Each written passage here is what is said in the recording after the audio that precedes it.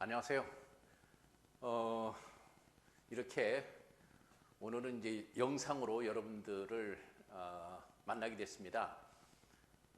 지난 시간에 말씀드린 것처럼 지금 이제 보강 시간인데 지금 이제 마지막 이제 보강 시간을 이렇게 동영상으로 여러분들하고 이렇게 만나게 됐고요. 지금 이제 제 앞에 지금 카메라만 있거든요. 그래서 이제 이렇게 지금 혼자서 강의하는 게 굉장히 좀 어색하고 좀 난감하기도 하고 이제 그런데 어쨌든간 여러분들이 지금 이 자리에 있다고 생각을 하고 제가 가상 속에서 이렇게 강의를 진행을 해보려고 합니다. 좀 어색할 수 있지만 여러분들 그것도 좀 양해를 좀 부탁드리겠습니다. 우선 그 강의에 들어가기에 앞서서 지금부터 하는 이 동영상 강의는요, 아무래도 이제 수업의 내용이라든가 이런 것들이 조금 미진한 이제 그런 측면들이 있어서 제가 이제 그 기말고사 범위에는 포함시키지 않는 걸로 하겠습니다. 그러니까 지금 오늘 제가 다룰 게 지금 5장인데요. 이 5장부터는 시험 범위는 포함되지 않는 것이고 다만 우리가 이제 학사 일정이 있으니까 그 학사 일정에 맞춰서 이제 현대 사회 사상과 관련된 지금 교재에 나와 있는 내용들을 여러분들하고 좀 이렇게 좀 편한 마음으로 이제 강의를 진행을 하도록 하겠습니다. 그러니까 여러분들도 부담 갖지 마시고 그냥 좀 편한 마음으로 이렇게 들어주시면 되겠다 이렇게 말씀을 드리겠습니다. 자, 오늘은 제 5장입니다. 제 5장은 제목이 담론, 권력, 그리고 주체의 구성 이렇게 지금 되어 있습니다. 여기서 이제 그 주체 구성이라는 말이 나와 있는데 이 주체 구성은 뭐 이전에 우리가 락강에서 살펴봤었잖아요. 그래서 이거는 이제 생소한 거는 아니고 앞에 있는 이제 담론, 권력 뭐 이런 개념들이 이제 새롭게 좀 등장을 합니다. 우선 그 담론 권력에 대한 얘기는 조금 이제 나중에 하도록 하고 주체 구성 요거에 대한 얘기를 앞선 우리가 강의했던 내용하고 이렇게 이어서 조금 생각을 좀 해보겠습니다. 주체의 구성, 영어로는 그 서브젝트라고 하는 거죠. 서브젝트라고 하는 겁니다. 그래서 서브젝트, 주체라는 말이 아무튼 현대 철학에서 굉장히 중요한 개념입니다. 여러 곳에서 아무튼 이 주체라는 개념에 부딪히게 되어 있고 이제 아무튼 핵심적인 키워드라고 할 수가 있거든요. 요 문제에 대해서 이제 지난번에 우리가 락강을 얘기를 하면서 이 락강에 따르면은 주체라는 게 통일되어 있는 거라기보다는 분열되어 있다 이렇게 얘기를 했잖아요. 통일되어 있다기보다는 분열되어 있다. 이 통일되어 있다는 말도 조금 이해하기는 어렵지만 이 통일되어 있다는 말은 뭔가 이렇게 조리가 있고 뭐 일관되고 뭔가 이렇게 합리적이고 정상적이고 뭐 이제 이런 의미가 있는 거죠. 온전하다 이런 얘기입니다. 온전하다. 통일되어 있다. 온전하다 이렇게 얘기하는 것이고 반면에 이제 분열되어 있다라고 하는 얘기는 쪼개져 있다 이런 얘기죠. 쪼개져 있다는 겁니다. 그러니까 이제 다양하게 여러 가지 조각조각으로 이렇게 분열되어 있다 이런 얘기죠. 뭐 크게 분열되어 있다고 생각을 하면은 이제 두 개로 쪼개져 있는 거죠. 예를 들면 이제 지킬 박사와 하이드 같은 사람들 이런 것처럼 낮의 모습과 밤의 모습이 완전히 다른 사람으로 이렇게 되는 거죠. 이런 것들은 크게 쪼개져 있는 거라고 볼 수가 있는 것이고 그뿐만 아니라 다양한 방식으로 이제 그 주체라는 게 분열되어 있다라고 하는 게 이제 락강의 이야기였잖아요. 그래서 이제 그런 얘기인데 이제 일반적으로는 이 주체라는 개념이 이게 굉장히 중요하다라고 하는 것은 그 그리고 이제 주체 탄생, 주체의 출현 이런 것들 우리가 생각을 해보면 일반적으로 서양 철학에 있어서 주체의 출현이라는 것은 이제 데카르트라고 하는 철학자가 I think therefore I am, 나는 생각한다 고로 존재한다라는 선언을 하면서부터 주체 철학이 출현했다 이렇게 보통 얘기를 할 수 있고, 이 주체 철학이 완성된 게 누구냐 하면은 주체 철학의 완성을 우리는 거의 칸트에서 봅니다. 칸트는 주체 철학을 완전히 완성했다 이렇게 얘기할 수가 있는 거죠. 그래서 이제 칸트는 뭐 실천 이성 비판, 뭐 이제 순수 이성 비판, 판단력 비판 뭐 이런 것들을 통해 가지고 인간의 이성, 판단력 뭐 이런 것들을 아주 이거를 주체의 모습을 선명하게 드러냈다 이렇게 볼 수가 있는 거죠. 그래서 이제 우리는 그 데카르트가 주체 탄생의 시발점이었다라고 이렇게 얘기를 했는데, 일반적으로 그 주체라고 하는 것에 또 앞서서 예를 들면 I think라는 말은 내가 생각한다 이런 얘기잖아요. 그러니까 인간이 생각한다는 특성, 생각하는 능력을 갖고 있다는 특성, 이것을 우리는 의식 철학이라고 얘기를 해요. 그러니까 의식이 있다 이거죠. 그래서 인간은 의식이 있다. 의식이 있다. 그리고 이 의식이 아주 강렬한 것이고, 그래서 이 의식이 아무튼 우리 인간의 행위라든가 이런 것들을 지배하고 있는 거다 이렇게 보는 거죠. 이거는 뭐 로고스라고도 얘기할 수도 있고, 뭐 이성이라고도 얘기할 수도 있고, 뭐 이런 것들입니다. 이걸 의식 철학이라고 그러고, 그 다음에 이제 이 의식 철학에서 한 단계 나아가면은 그게 주체 철학이 되는 거예요. 주체 철학은 내가 생각한다는 것을 내가 알고 있다는 겁니다.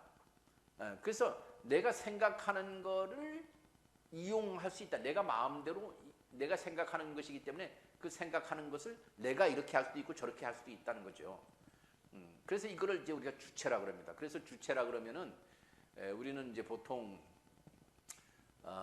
이제 내가 스스로 내 인생을 결정할 수 있다.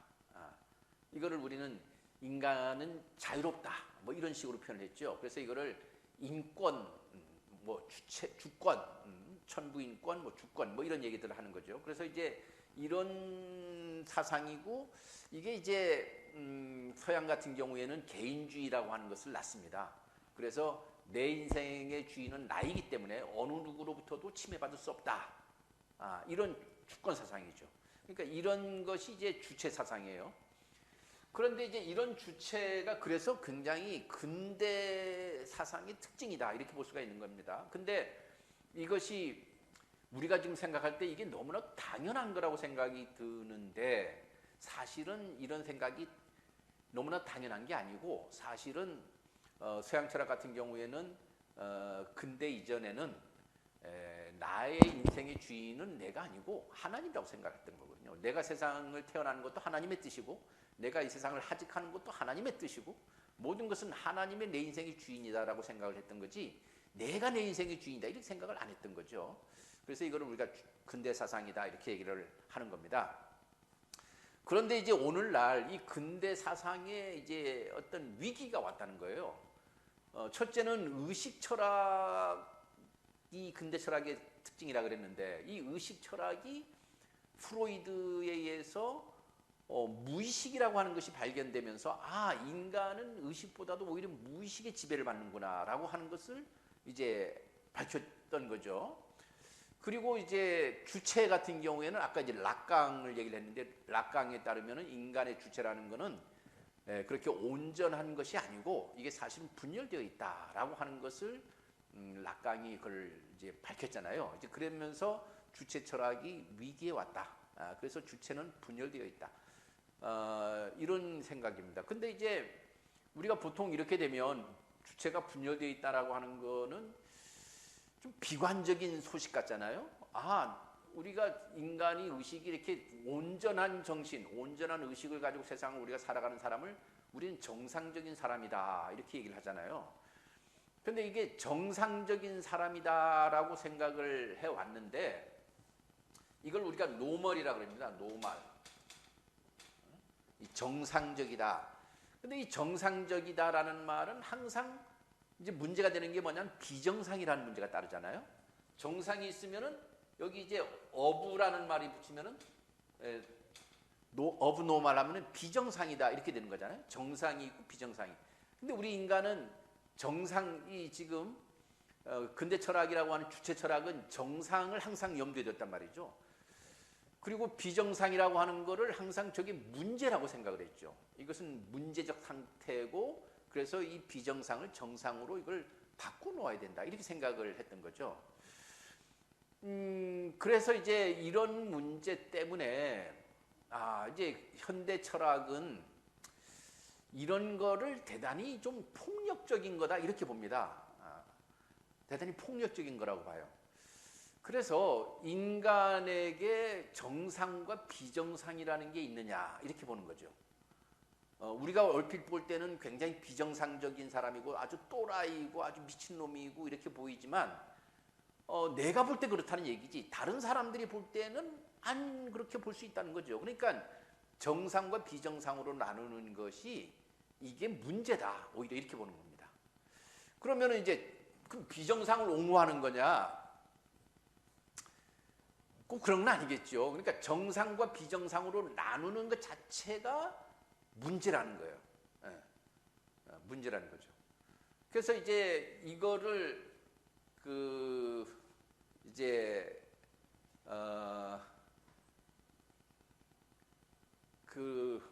뭐라 그러죠? 아노말리라는 게 있어요. 아노말. 이거는 정상 비정상으로 나누는 것이 아니라 좀 뭐라 그럴까요? 이 무규정적, 무규범적, 규범이 없어. 아노말. 이거는 이제 규범으로 따지지 않는 거예요. 규범이 무규범적. 그러니까 굉장히 혼란스럽다 이런 얘기도 되기도 하고요. 아노말리 이렇게 얘기하면 특이하다 이런 얘기입니다. 특이하다. 사람들마다 다 개성이 있고 각자가 특이하다 이런 얘기를 우리가 아노말이라고 그래요. 아노말. 그래서 노멀이 아니라 노멀 어브노멀이 아니라 노말 아노말 이렇게 표현을 하기도 하고 그렇습니다. 그래서 이제 이런 문제를 좀 더 이제 이거를 이 주체의 해체 혹은 주체의 분열 이거를 락강은 정신분석학적으로 이것을 규명하는 데서 이것을 멈췄다고 한다면 이거를 역사와 사회 문제에 이걸 적용을 해가지고 근대 세계가 어떤 식으로 이 노멀한 서브젝트가 이 어브노멀한 이런 좀 비정상이죠. 이런 사람들을 어떤 식으로 공격을 했는지, 어떤 식으로 폭력을 가했는지 이런 것들을 규명한 사람이 누구냐면은 푸꼬라는 사람이에요. 지금 여기에 나와 있는 사람이죠. 푸꼬. 이제 그런 사람이고요. 그래서 주체 구성의 문제가 이게 들어가고 그 다음에 담론과 권력 이런 얘기가 또 새로운 키워드로 들어가 있잖아요.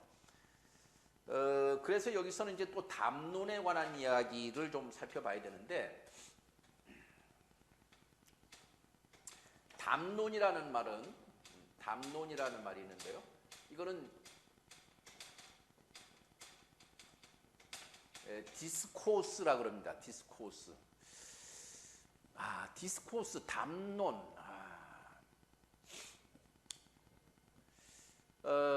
이 말은 우리가 디스커션, 대화를 한다는 거, 토론하다는 얘기잖아요. 디스커션은. 근데 디스코스, 이거는 토론하는 것은 아니고, 이 론이라는 말이 들어가니까, 이건 뭔가 좀, 이 론이라는 거는 뭐 이렇게 조금 이게 심각한 얘기죠. 그냥 수다 떠는 얘기가 아니잖아요. 조금 더 심각한 얘기가 됩니다. 그리고 이 담론이라는 말이 이것도 역시 이제 푸꼬가 이 담론에 관한 거를 굉장히 이제 주장을 했거든요.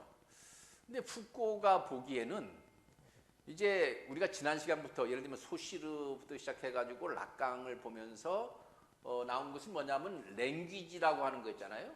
랑그 혹은 랭귀지, 예, 랑그, 랭귀지 이런 거를 봤었잖아요.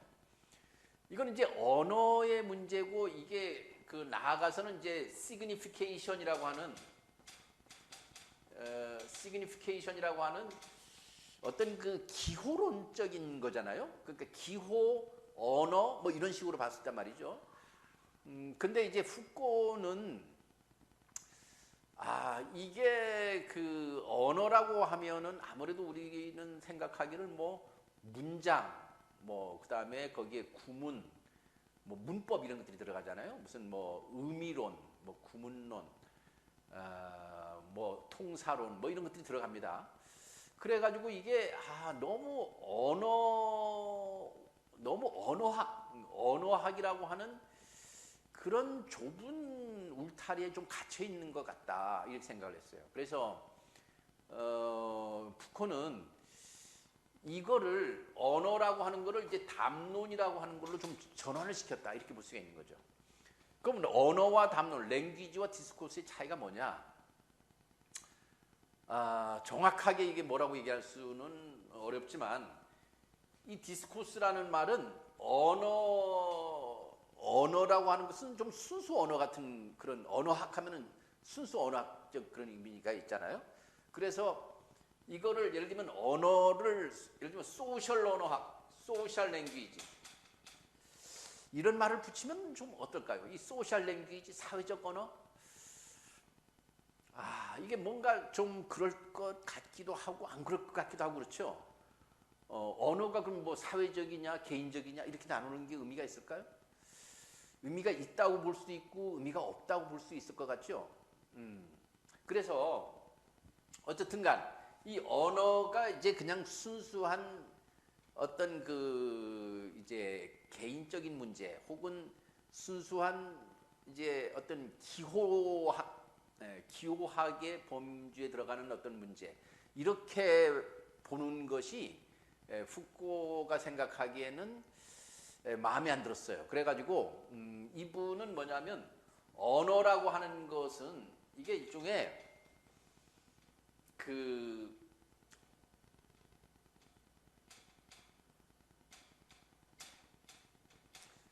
말하는 행동, 행위, 어떤 실천, 뭐 프락시스라 그러는데 실천. 말이라고 하는 거는 우리가 이제 보통 이런 말 있잖아요. 언행일치라는 말이 있잖아요. 그러니까 말만 이렇게 하는 게 아니라 말만 연구의 대상으로 하는 게 아니라 랭귀지만 연구의 대상이 아니라 말과 행동, 말과 행동이 같이 따라가줘야 된다 이거죠. 이게 일치가 돼야 된다. 일치.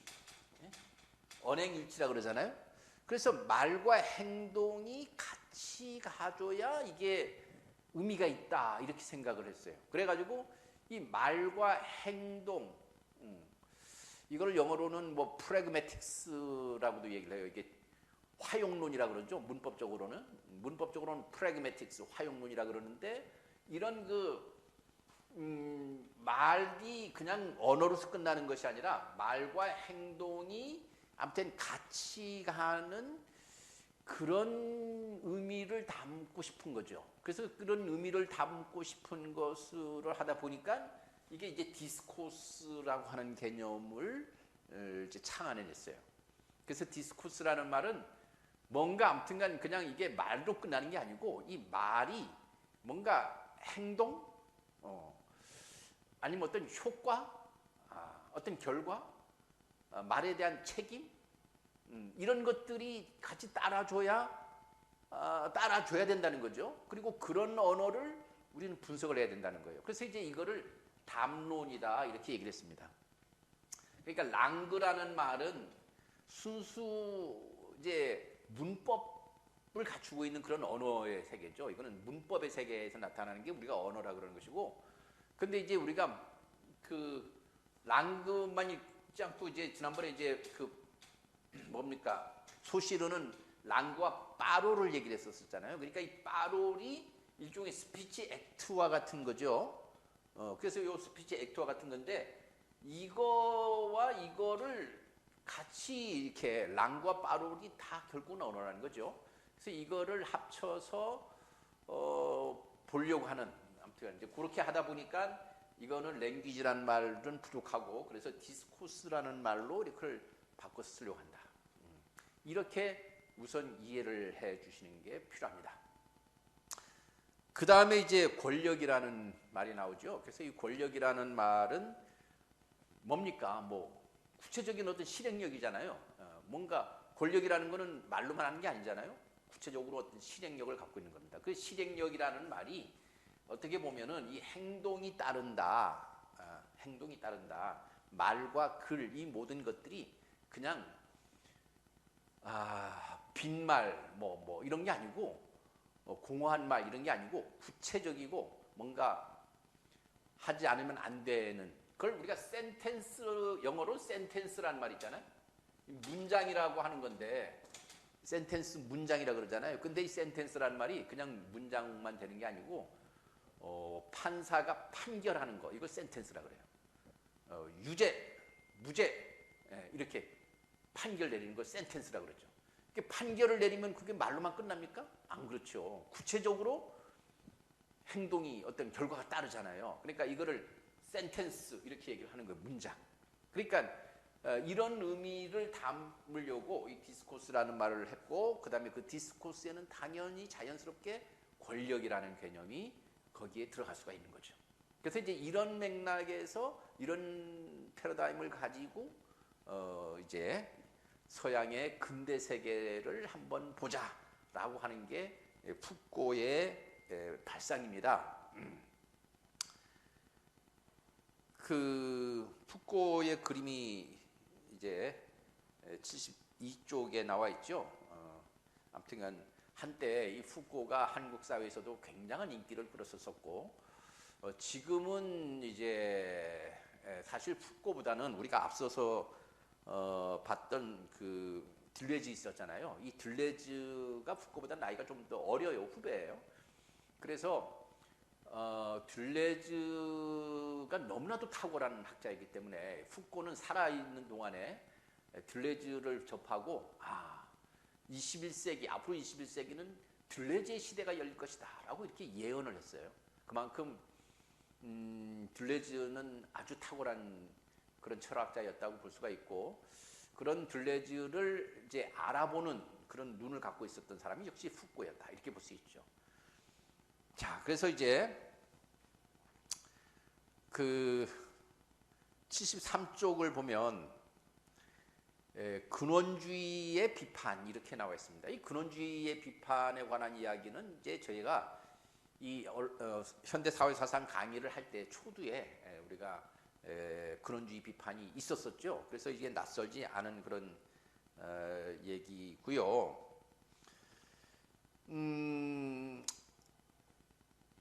여기 이제 이 근원주의를 이제 비판하는 입장을 우리가 반근원주의, 엔티 펀더멘탈리즘, 반근원주의라고 이렇게 얘기할 수 있는데 이 반근원주의를 또 다른 말로는 포스트 중국인이다 이렇게 얘기해요. 포스트 중국인이다.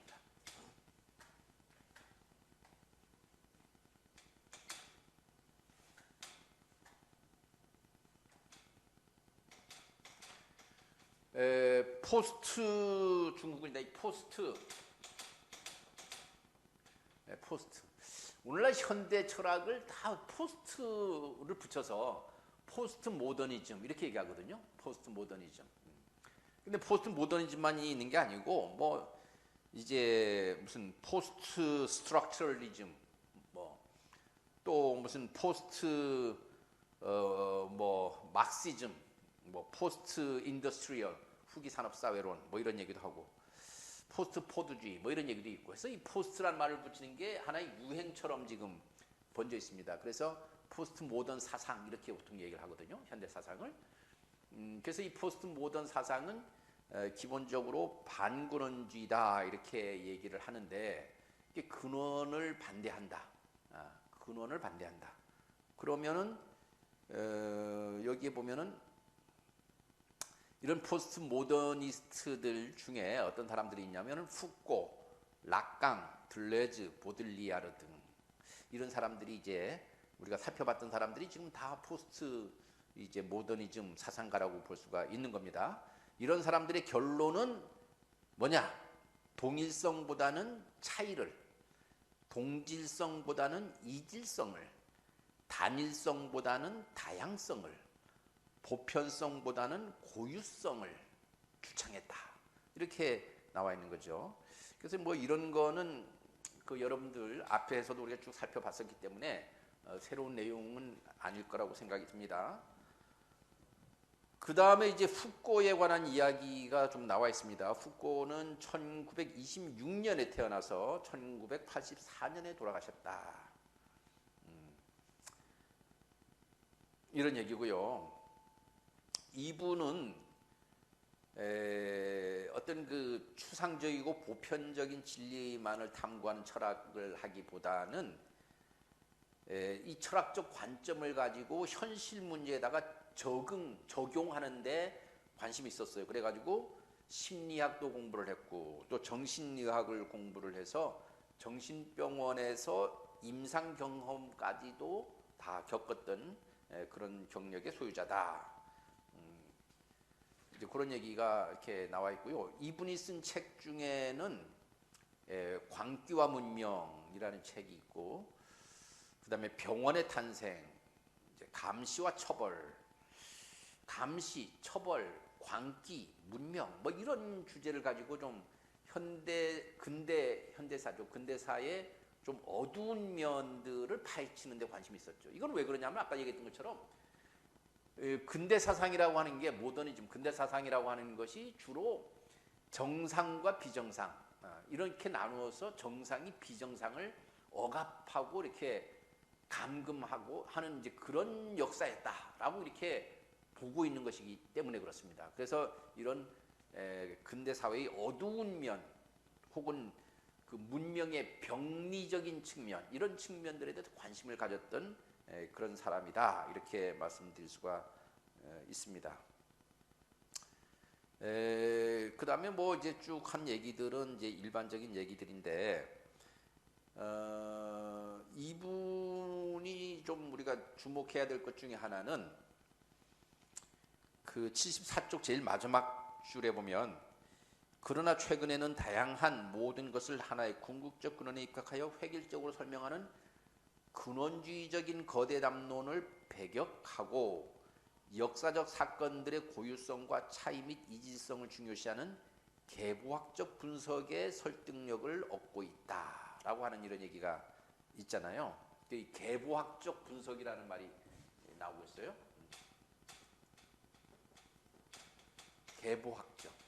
계보학적 분석이 설득력을 얻고 있다.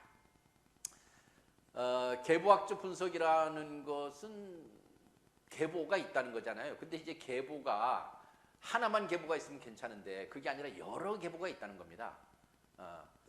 우리가 뭐 한강이다 그러면 한강이 뭐 여러 그 수원지에서 물이 이렇게 지류가 있잖아요. 그러니까 그 많은 지류가 이렇게 하나로 몰려서 한강을 이루고 또 한강에서 또 이렇게 물이 또 이렇게 빠져나가면서 뭐 이제 또 지류를 형성하면서 이렇게 된 것처럼.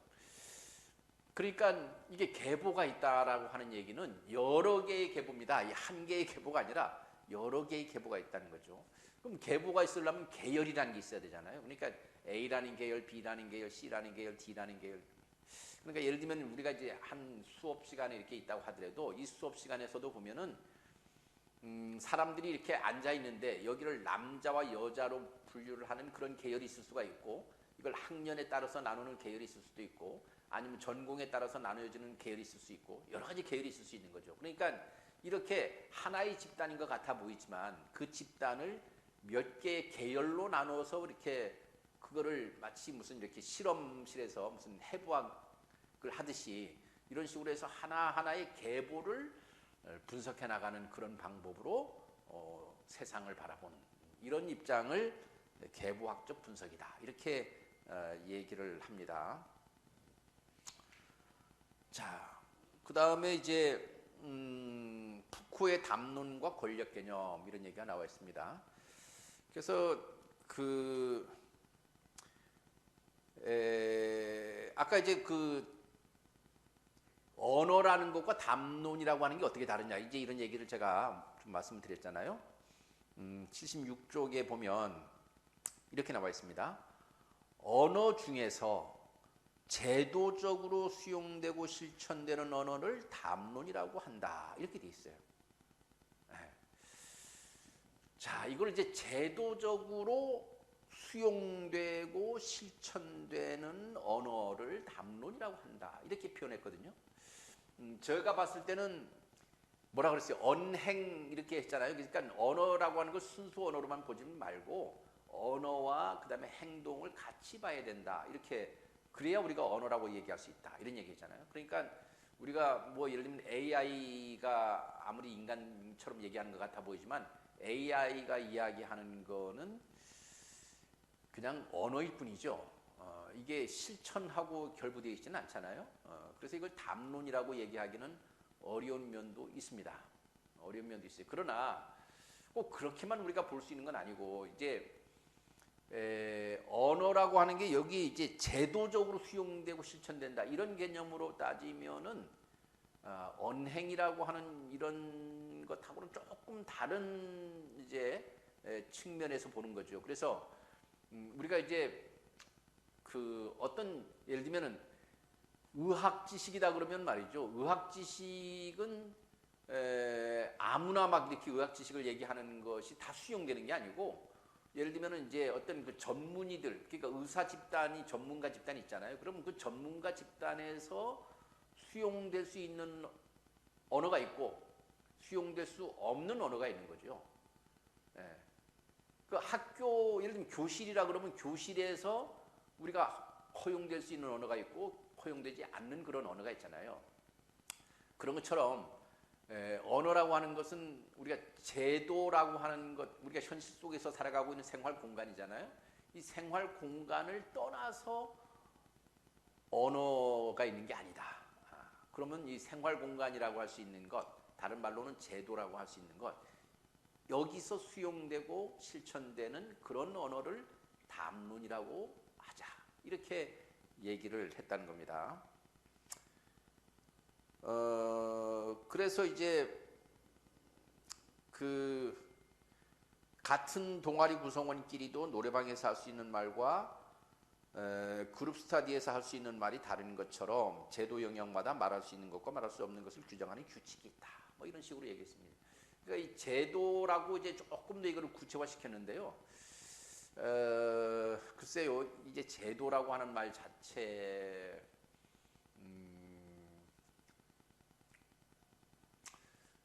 이걸 다 포괄하는 거라고 우리가 봐야 되는지를 조금 아무튼간 좀 한데,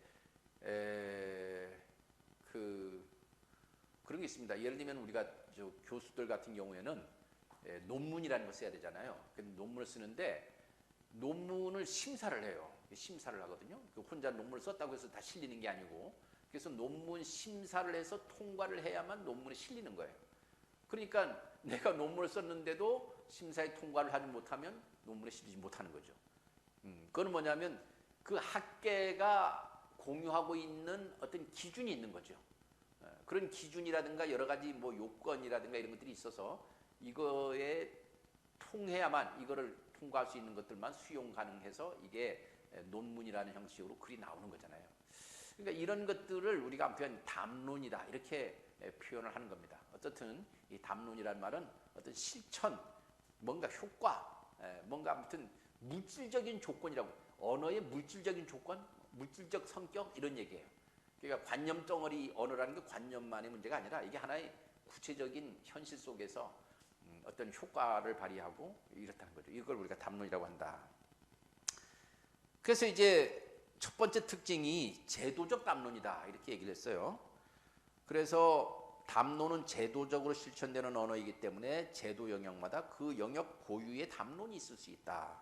뭐 경제적 담론, 윤리적 담론, 정치적 담론, 문화적 담론, 교육적 담론 등등등등 이렇게 있을 수 있다 이런 얘기를 하는 거고요. 그 다음에 이제 두 번째 특징은 그 담론과 에피스테메라고 하는 겁니다. 에피스테메. 이 에피스테메라는 말은 원래 그 인식론이라는 인식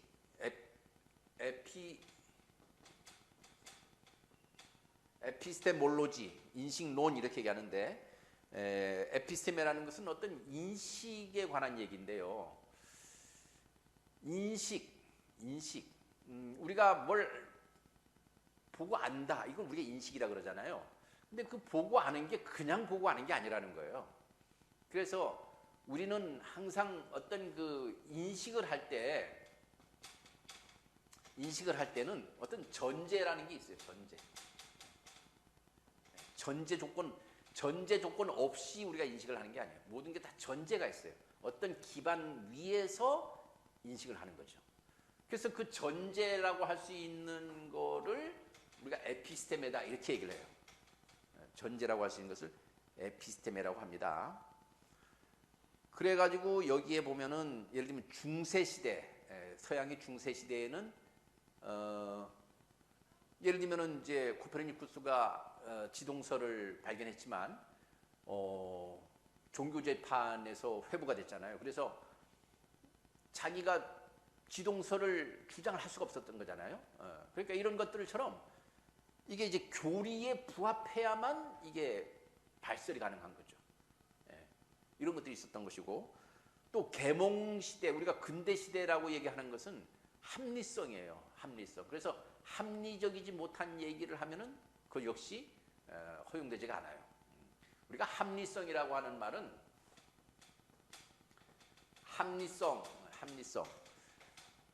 합리성이라는 말은 우리가 항상 이 논리적이다. 이게 같은 말이죠. 논리적이다. 논리적이지 않은 말을 하면은 용납이 안 돼요. 허용이 안 되죠. 그래서 비논리적이다, 황당무계하다, 횡설수설한다 이렇게 되면은 그것은 수용이 안 되잖아요. 그러니까 이런 식으로 각 시대마다 어떤 그런 전제와 같은 것들이 있다는 거예요. 교리라든가 혹은 합리성이라든가 이런 것들이 있다는 겁니다. 그래서 이거를 각 시대 고유의 무의식적인 인식의 조건 이거를 에피스테메라고 이렇게 얘기를 합니다. 그 다음에 이제 세 번째로 보면은 담론적 구성 이렇게 되어 있습니다. 담론적 구성. 담론이라는 것은 이 말이라고 하는 이 언어라고 하는 말, 언어 혹은 말 이런 것들이죠. 이런 것들은 파워를 가지고 있다는 거예요. 힘을 가지고 있다고 아까 말씀드렸잖아요. 이렇게. 그래서 이거는 그 세상을 규정을 합니다. 이렇게도 규정을 할 수 있고 저렇게도 규정을 할 수 있고 진리하고는 좀 다른 거죠. 진리가 아니라 어떤 파워를 통해 가지고 이렇게도 구성할 수 있고 저렇게도 구성할 수 있고 이런 겁니다. 그래서 담론적 구성을 사회적 구성이라고도 한다. 그래서 언제 어디서나 보편타당한 그런 절대적인 지식이나 진리 같은 것은 없고 거의 모든 지식이나 진리는 사회적으로 구성된다고 본다. 진리는 없다. 보편타당하고 영원한 진리는 없다. 모든 것은 사회적으로 구성되는 거다. 라고 이렇게 본다는 거죠. 그래서 여기 보면은 언어라는 건 뭐냐 결국 언어라는 것은 실제 세계를 객관적으로 전달하는 수단이 아니다. 객관적으로 그냥 전달해 주는 것이 아니라 실제를 구성한다. 실제를 만든다. 그러니까 리얼리티잖아요. 이게 실제 이거를 만든다는 거예요. 메이킹 리얼리티죠. 메이킹 리얼리티. 실제를 만들어 버리는 거예요. 여러분들 그 뭐 예를 들면 우리가 여론이라는 게 있잖아요. 여론 정치할 때 보면 여론이 굉장히 민감한데 우리는 보통 여론이라고 하는 게 국민들의 생각을 반영하는 거라고 보잖아요. 근데 사실은 여론 조작을 하는 경우가 많은 거죠. 여론을 만들어요. 그게 정치인들은 있는 여론을 그대로 이렇게 반영하는 것보다는 여론을 조작하는 데도 관심이 있죠. 이걸 만들어내는 거죠. 이렇게 여론을 만들고 공작, 나쁘게 표현하면 공작이라고도 표현하는데 아무튼간 이런 언어라는 게 그렇다는 겁니다. 따라서 대상에 대한 우리의 인식은 우리 내면의 이성적 사유의 산물도 아니고 외적 대상에 내재하는 진리의 완벽한 재현도 아니다. 예. 진리, 우리들의 인식이라는 것은, 우리들의 인식이라고 하는 것은 내면의 사유도 아니다. 내가 그냥 명상 속에서 이렇게 아주 스페큘러티브, 아주 사유, 생각하는 데서부터 인식이 나오는 게 아니라는 거예요. 예, 거기서 나오는 것도 아니고, 그렇다고 해가지고 외적 대상에 내재하는 진리가, 외부 세계에 있는 진리가 그대로 드러나는 재현도 아니다. 지식은 대상을 특정 방식으로 인식하도록 구성하도록 하는 주체 외부의 담론적 실천의 산물이다. 인식에서부터 지식이 나오죠. 인식에서부터 지식이 나오는데 여러분들이 알고 있는 이 지식이라는 것은 뭐다? 담론적 실천의 산물이다. 이렇게 나왔어요. 여러분들이 알고 있는 지식은 그냥 다 썰이다 이거죠. 썰. 우리가 썰이라 그러잖아요. 이렇게 이런 썰도 있고 저런 썰도 있고 그렇다 그러잖아요. 그러니까 여러분들이 알고 있는 걸 보통 우리가 이제 그걸 과학적 지식이라고도 하고 때로는 이거를 이제 우리가 이론적 지식이라고도 하고 그러거든요. 이걸 이론적 지식이라고 그래요. 그러니까 이 이론적 지식이라는 게 이런 이론에 따르면 이렇고 저런 이론에 따르면 이렇고 이게 달라지는 거죠. 그래서 담론적 실천의 산물이다. 담론이 지식과 진리를 만들고 실제를 구성한다. 이렇게 하는 특징을 가지고 있습니다. 네, 시간이 많지 않기 때문에 우선 여기까지 하고 다음에 또 이어서 하도록 하겠습니다.